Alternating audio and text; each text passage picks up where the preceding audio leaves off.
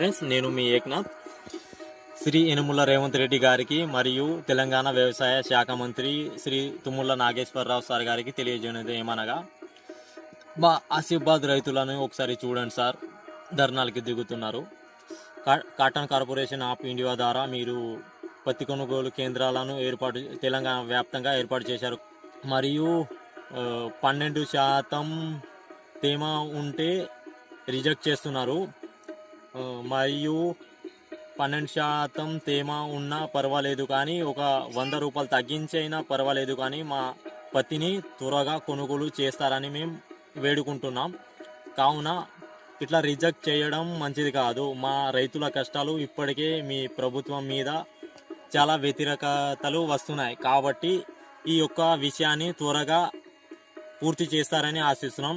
త్వరగా పత్తి కొనుగోలు చేయాలని ఆశిస్తున్నాం. జై శ్రీరామ్, జై హింద్.